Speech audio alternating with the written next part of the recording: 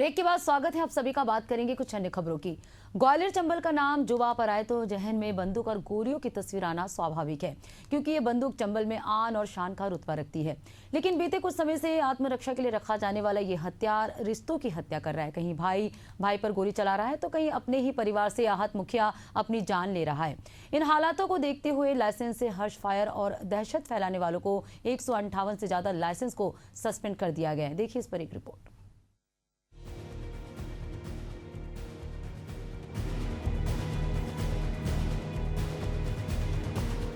ग्वालियर जिले में लगभग 1 साल से शस्त्रों के नए लाइसेंस नहीं बनाए जा रहे।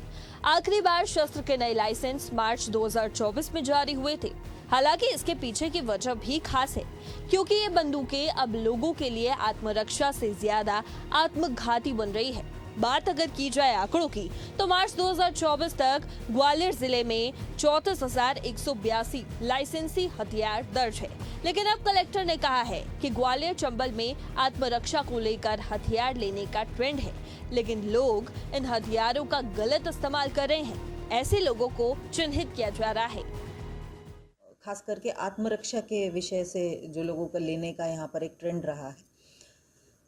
इसके साथ ही जिन लोगों के पास में 2 से अधिक वेपन है एक लाइसेंस पर, उसके ऊपर सख्ती की गई, क्योंकि ये शासन के निर्देश हैं कि अब एक लाइसेंस पर 2 से अधिक वेपन्स नहीं हो सकते।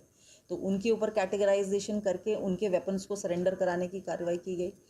और जो भी लोग किसी भी तरीके से दूसरे लोगों को इंटिमिडेट करने का प्रयास करते हैं अपने वेपन के दम पर, या उसको दिखाने से, या उसका मिसयूज़ करते हैं, उनको डिस्करेज करने के लिए बिल्कुल ज़ीरो टॉलरेंस की हमारी पॉलिसी है।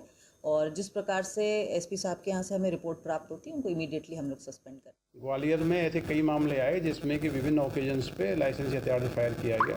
उन हथियारों को तो हमने आर्म्स एक्ट में सीज किए, आर्म्स एक्ट की FIR दर्ज हुई है।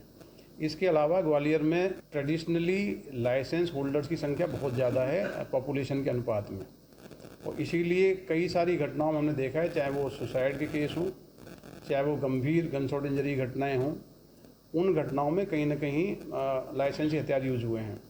लाइसेंसी हथियार में लाइसेंस होल्डर की जिम्मेदारी बनती है कि लाइसेंसिंग कंडीशंस का उल्लंघन ना हो।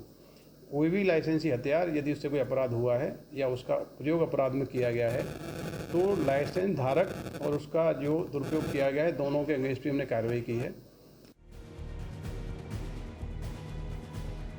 वहीं ग्वालियर के सांसद भारत सिंह कुशवाहा ने कहा कि ये पुलिस और प्रशासन का अच्छा प्रयास है, क्योंकि लोग अपनी सुरक्षा के लिए हथियार लेते हैं, लेकिन उनका गलत उपयोग करते हैं, जिससे कई बार लोगों की जान तक चली जाती है।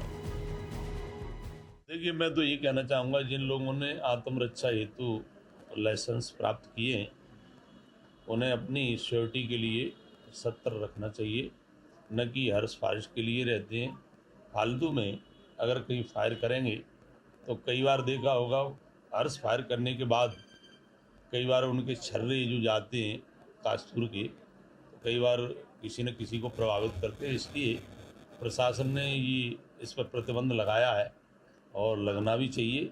हर्ष फायर के लिए शस्त्र नहीं खरीदा जाता है, ये शस्त्र अपनी आत्मरक्षा के लिए लिया जाता है। आत्मरक्षा के लिए उसका भिंड में अब तक जारी किए गए 23,200 आम लाइसेंस। मुरैना में लोगों के पास है 24,426 लाइसेंसी हथियार। ग्वालियर में जारी हुए 34,142 आर्म्ड लाइसेंस। 5 सालों में नए लाइसेंसी हथियार की संख्या में हुई है बढ़ोतरी।